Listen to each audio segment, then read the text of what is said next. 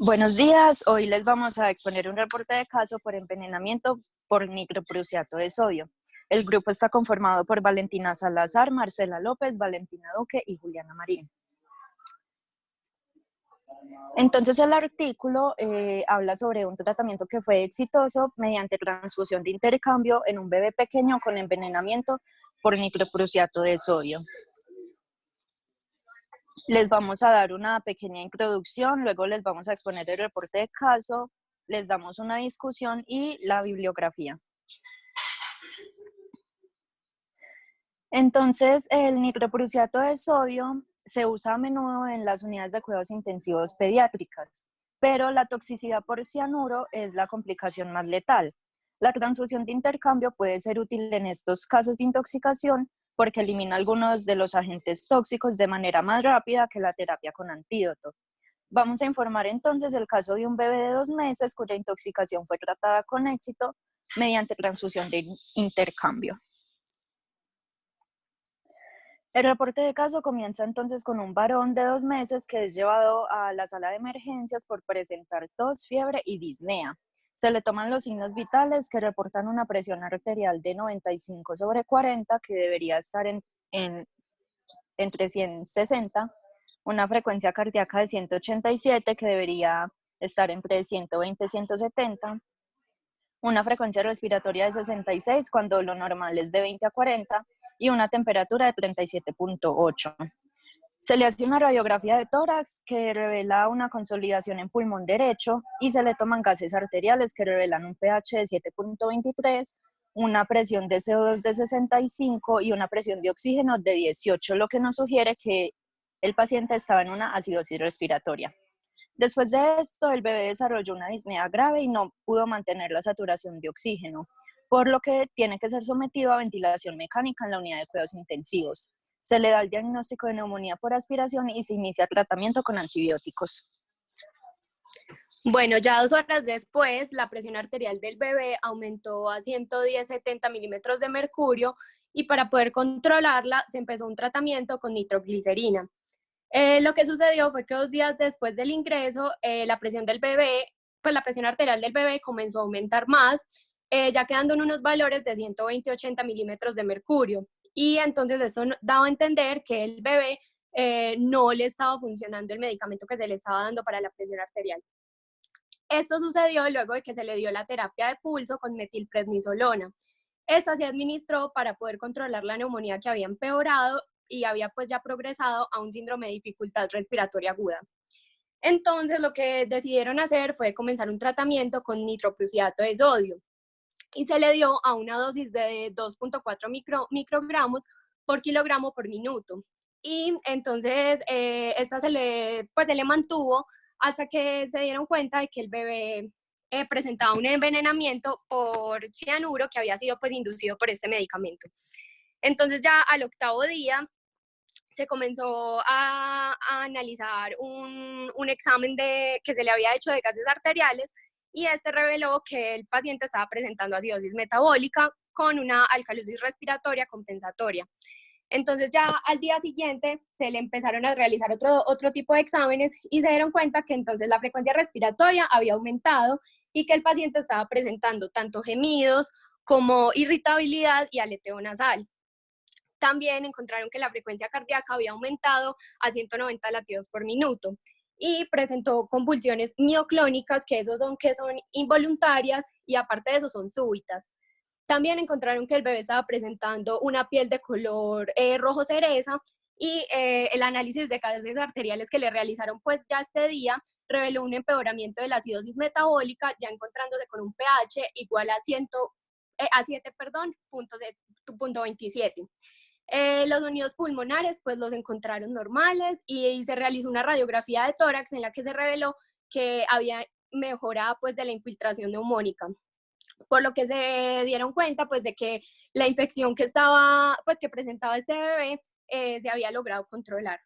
Pero entonces lograron diagnosticar que estaba presentando una toxicidad por nitroprusiato de sodio y se tuvo que pues suspender el medicamento. Bueno, entonces lo que hicieron fue que para poder como continuar con el tratamiento, se realizó una transfusión de intercambio inmediato, luego pues de que se logró diagnosticar esta toxicidad y la acidosis logró mejorar con un pH de 7.44. La presión de CO2 quedó en 25 milímetros de mercurio, la presión de oxígeno quedando en un valor de 118 milímetros de mercurio y el nivel de bicarbonato ya era de 17 milimoles por litro. Entonces, y lograron evidenciar que el lactato plasmático disminuyó notablemente, pero pues no se logró normalizar. Bueno, entonces lo que se realizó después fue que se dio una segunda transfusión de intercambio para poder pues como contrarrestar esos valores del lactato y ya pues logrando quedar los gases arteriales en valores normales y también el bicarbonato. Y ya luego de esto, cuando ya el paciente se logró estabilizar, se le dio de alta luego de 20 días de hospitalización sin ningún déficit neurológico. Bueno, en la discusión nos hablan de que aunque el nitroprusiato de sodio se ha utilizado de manera segura para tratar a muchos recién nacidos, se debe considerar la intoxicación por este cuando se presente taquipnea, taquicardia, acidosis láctica, irritabilidad y convulsiones inexplicables. ¿Cuáles van a ser los factores de riesgo para la intoxicación? Entonces, la primera es la duración prolongada de la infusión o altas dosis, como se indica en varios casos de toxicidad en otros reportes donde se vio que la toxicidad se daba cuando se da una dosis de más de 2 microgramos por kilogramo minuto o que haya sido infundido por más de 24 horas. Y además, los niños y los recién nacidos pueden tener un alto factor de riesgo debido a que ellos tienen niveles más bajos de almacenamiento del tiosulfato. El tiosulfato actúa como un donante de azufre para convertir el cianuro en tiocianato y con esto ya ser eliminado. Entonces, en el caso de este paciente, él tenía varios factores de riesgo, siendo entonces que era muy joven, tenía apenas 2 meses, había recibido dosis más altas, mayores a 2 microgramos kilogramo minuto, y lo tuvo durante varios días. En el lugar donde se hizo el reporte, no se pudo realizar bien el nivel de cianuro, por lo que se midió el lactato presente en el plasma, que fueron 122 milimoles por litro, que lo normal se encuentra entre 1 o 2 milimoles por litro en reposo y en el ejercicio hasta 20. Las concentraciones plasmáticas que exceden las 10 milimoles por litro se correlacionan con las concentraciones de cianuro en sangre que exceden los 40 micromoles por litro. Y se ha demostrado que la toxicidad clínica aparece cuando las concentraciones de cianuro en sangre exceden los 40 micromoles por litro. Una estrategia clave para manejar el envenenamiento por cianuro es administrar donantes de azufre, como el tiosulfato, pues que ya lo había mencionado, que se usa normalmente para la práctica clínica. Sin embargo, en este lugar, pues no tenían esos antídotos a la mano, por lo cual se quiso utilizar otro tipo de tratamientos, el cual fue entonces la transfusión de intercambio. ¿Qué significa una transfusión de intercambio? Es un procedimiento para reemplazar la mayor parte de sangre del bebé por sangre de un donante.